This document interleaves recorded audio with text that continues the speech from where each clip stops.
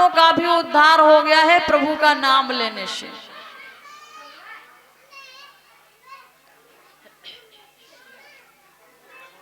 तब श्री सूत जी महाराज शौनकादिक ऋषियों को समझाते हैं अजामिल के बारे में। बोले कान्यकुब्ज एक नगर है जिसको आजकल कन्नौज के नाम से जानते हैं, जो कि हमारा जिला पड़ता है कन्नौज। बोले कान्यकुब्ज नगर है, वहां के रहने वाले अजामिल ब्राह्मण हैं। अजामिल ब्राह्मण जिनका आचार विचार बहुत अच्छा है, और अजामिल जब पढ़ने के लिए पाठशाला जाया करते, अपने सहपाठियों के साथ में बड़े ही प्रेम पूर्वक और बड़ा अच्छा आचार विचार है उनका, बड़ी अच्छी संगति है। और एक दिन की बात, अजामिल जब उधर से लौट के आते हैं तो जिस मोहल्ले में वेश्याएं रहती थी उसी मोहल्ले से आते हैं। तो अजामिल ने एक वेश्या को देखा, देखते ही मोहित हो जाते हैं। अजामिल एक वेश्या को देख के मोहित हो जाते हैं। अब अजामिल के मन में विचार आया कि काश इस वेश्या के साथ में हमारा विवाह हो जाए। देखो संगति का असर बहुत पड़ता है, जैसी संगति करोगे असर वैसा होने लगता है।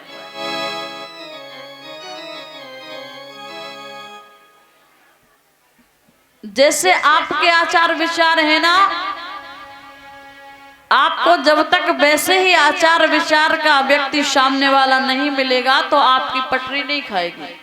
जैसे को तैसो मिले, और मिले नीच को नीच, और पानी में पानी मिले और मिले कीच में।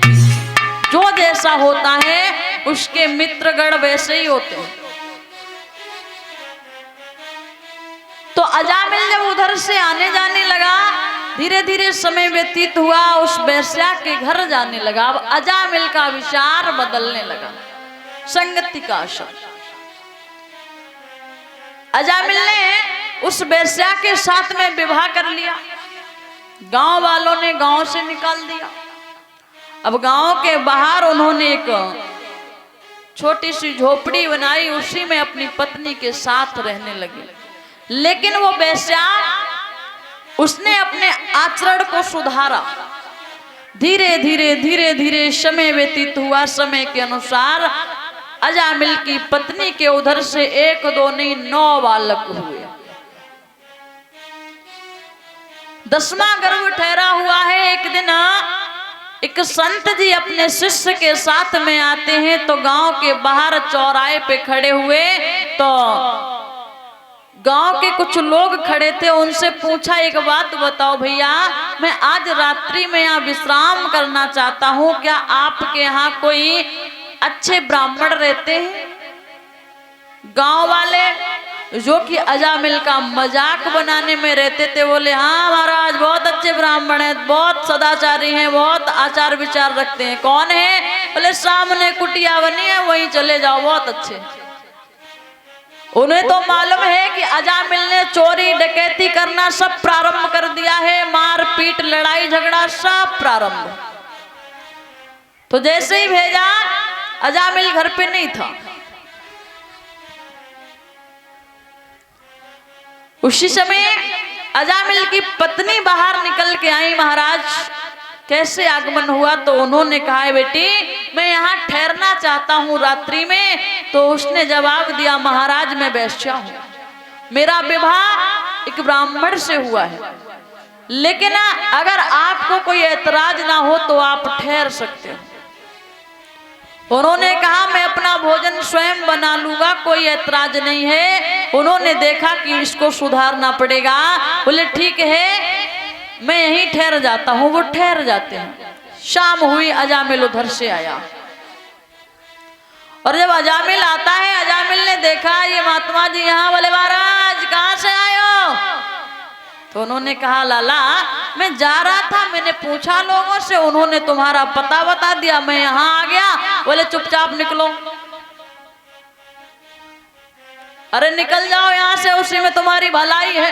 तुम्हें नहीं मालूम है हम जो ये लिए फिर रहे हो, जो चिमटा और जो भी वस्त्र, ये सब ले लेंगे तुम्हारे। उन्होंने मुस्कुराते हुए कहा कोई बात नहीं, क्योंकि संतों का स्वभाव ही ऐसा होता है।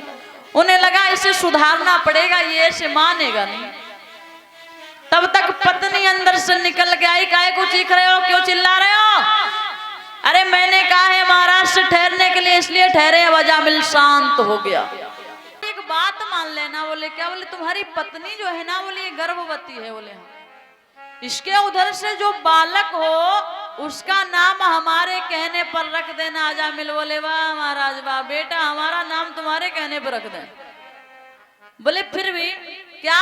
तो कहा इसका नाम नारायण रख देना। ठीक है। इतना कहने के बाद चले गए। अब धीरे धीरे समय व्यतीत हुआ, समय के अनुसार उस बालक का जन्म हुआ। अजामिल ने उस बेटे का नाम रखा नारायण।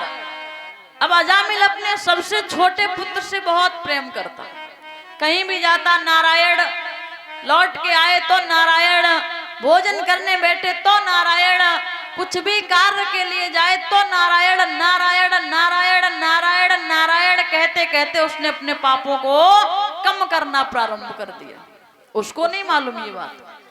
एक दिन अजामिल की जब मृत्यु आती है तो यम के दूत लेने आते हैं। तो अजामिल को जब यम के दूत लेने आते तब अजामिल ने उस समय अपने पुत्र को बुलाया, आवाज लगाते हुए बोला है कहाँ हो बेटा नारायण?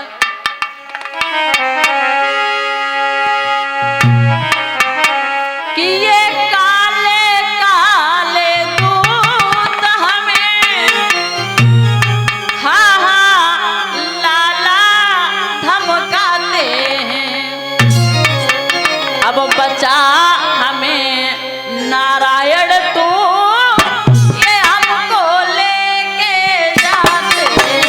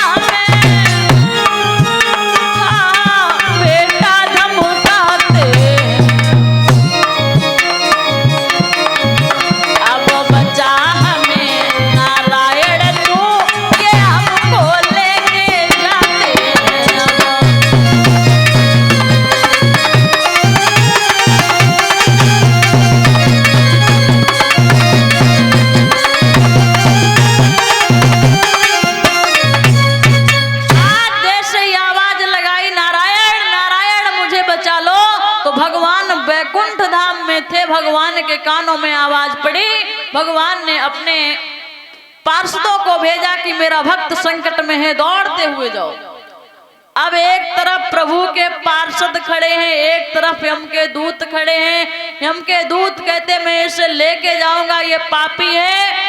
प्रभु के पार्षद कहते हैं ये हमारे प्रभु का भक्त है, इसने मरते समय भगवान को पुकारा, आप इसको ले नहीं जा सकते हो। अब बड़ी समस्या। यम के दूत वहां से लौट के आए और उन्होंने आकर के सारी बात यमराज जी से कही। तो उन्होंने कहा है कि अगर ऐसी बात है तो हम चलते हैं। अब अजामिल बीच में सुन रहा है। यमराज जी ने कहा महाराज आप वापस जाइए, ये बहुत बड़ा पापी है, इसने जीवन में बहुत पाप किए, इसको हमारे दूतों को ले जाने दीजिए। प्रभु के पार्षद कहते हैं ये कुछ भी हो लेकिन इसने अंत समय में प्रभु को बुलाया, ये हमारे प्रभु का भक्त है और प्रभु ने हमें भेजा है। तो उन्होंने कहा तुम्हें नहीं मालूम ये भगवान को नहीं अपने बेटे को बुला रहा था। बोले किसी को भी बुला रहा हो लेकिन नाम तो भगवान का ही लिया। पार्षदों को जाना पड़ा और यम के दूत भी चले जाते हैं। कुछ समय मिला, उसी समय में अजामिल जा करके जंगल में प्रभु का अटूट भजन करते हैं और भजन करने के बाद अपने शरीर को छोड़ देते हैं। बोलिए गोविंद भगवान